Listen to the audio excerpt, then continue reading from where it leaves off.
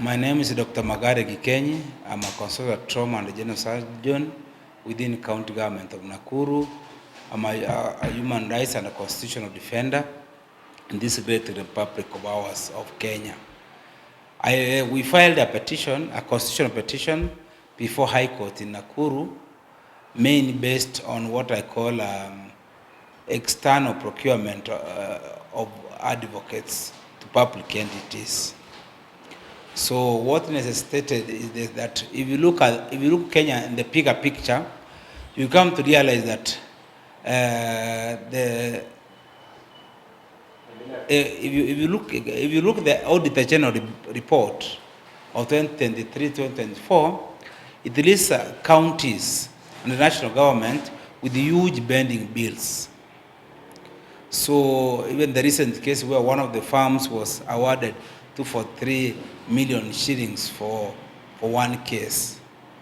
This is my opinion. If you check well within the constitutional provision, it was our view that it is against constitutional provision, both in spirit and in word.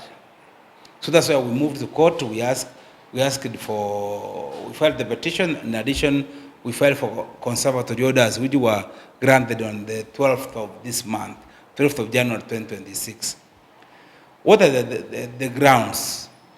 The grounds for the same, in addition, we filed me, Okio Mtata, Philemon Yabuga, Kaka Sharum, and who else? Addition Magare, among others. The challenge we have as a society is that there is money which we make as Kenyans, but in terms of usage, it's in my view that it is not prudent use of financial resources. For example, if you check Article 156 of Article 7, it provides the Honorable Attorney General can represent the national government in court and any proceedings. He or she can represent herself or through other subordinates and state councils.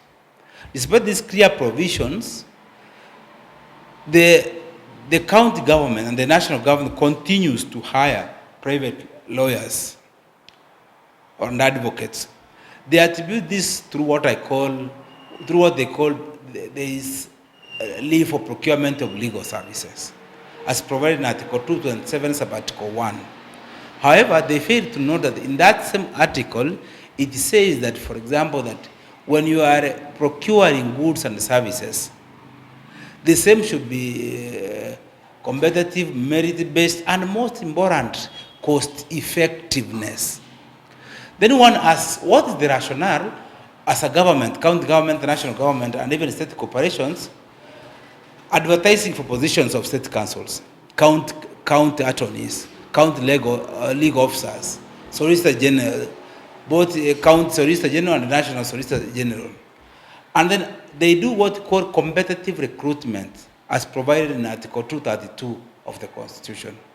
Having selected and recruited those state councils, whom Kenyans are paying every month, then they go ahead and leave those ones just relaxing or idling something. Then they now say that this we want to hire more external advocates. I have no personal problem with the advocacy because they are a good profession and they need to be supported wherever to come. But what we are saying is that have prudent use of financial resources. If you check Article 2:1 of the Constitution, it specifically says public money should be used prudently. There must be prudent use of public financial resources. That's a constitutional provision. And in fact, it says it must be accountable.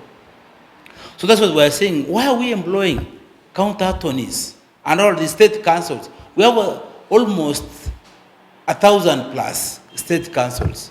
But then instead of using them, what do? We go to the private advocates. In addition to that, the Kenyans, in their wisdom, by virtue of Article 230, wanted to control what they call the wage bill of Kenyans. It established a commission which is called Salaries and Remuneration Commission. This is the one which was supposed to regulate salaries for both public officers and state officers. But then, by them, these so-called procured advocates come to the public service, they are offering public service. So by virtue of offering public services, they should be paid according to the public service rates. But what happens in this rate is that their rate of remuneration depends on what we call Advocates Act, Section 44 and 45 of the Advocates Act, as read with Section the fifth schedule of the remuneration order, which essentially says that even if the advocate has come from the private, has come to work in the government, his or her payment is dependent on the remuneration order. This remuneration order was specifically for advocates in the private sector. In the public sector, payment of all monies through the public sector is regulated by public service commissions, regulations, and principles. So you find that among the things they say that they can decide how much they get paid for themselves, based on what they call complexity of the case and other circumstances of the case. What are the other circumstances?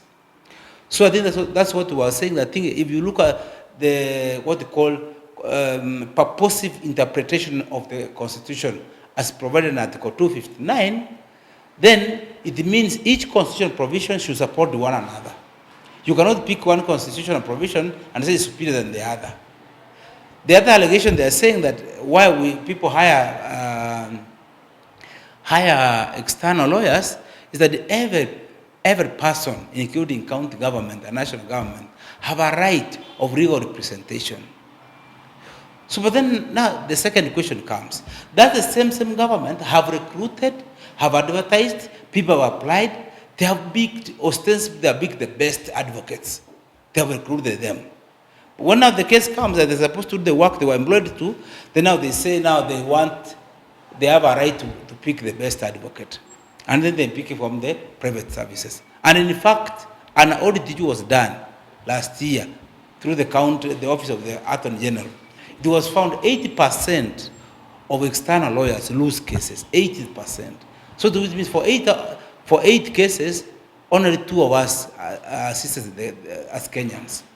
When we lose 8 cases out of 10, what that one means, we have double tragedy. We have triple. Number one, we have employed state council who are supposed to do work. They have not done. So they're just earning. They're doing what they're supposed to do. That's the first thing.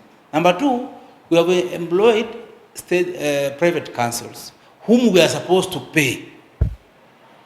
That's the second one. The third part is that we have lost the case.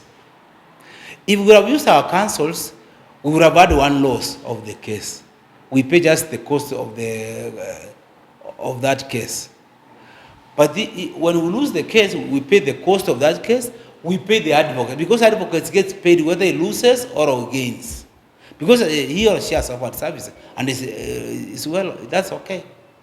So that's what we're saying, as a society, we need to think globally and find what's the best way forward. Because as you realize, this country of ours, this is our country. Nobody's going anywhere. We need to protect the meager resources which we have. So when we see resources are being plundered left side and center, we must come and say this is wrong. We need to do A, B, C, D and make sure everything is right. That's why I'm saying that we need to do the same. And I've always said many, many times, lawyers and advocates are excellent professionals and they need to be supported. They are good people. And I have no problem with that. But personally, I have even friends and close relatives who are advocates. So, but then what we're currently saying is that number one, there must be prudent use of scarce financial resources so that we have enough money which can assist us to build roads, education, infrastructure, among other things. That's what I can say. So, mention something. Yeah? Was it the ruling of the petition? Of the petition. That's what I'm saying. What they all say now? The court essentially agreed that the court, first the court gave conservatory orders. These are just orders waiting for the hearing and determination of the petition. So the court allowed our application, ex parte conservatory orders, waiting for hearing and determination of the main petition. That's where we are.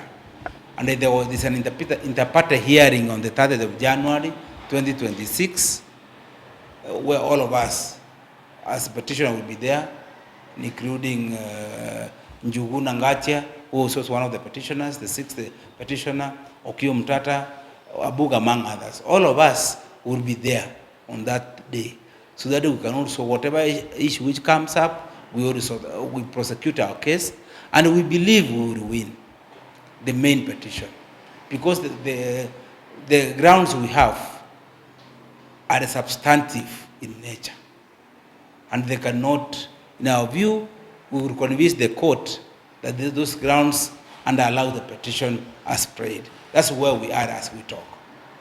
What will the win mean to Kenyans? What the win will mean is that to Kenyans, number one, we will be using our those state councils and the county councils which have already been employed.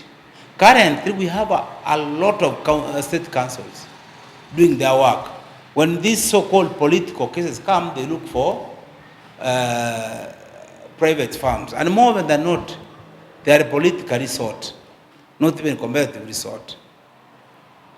So then at the end of the day, we need to have to ensure that then we will save our monies.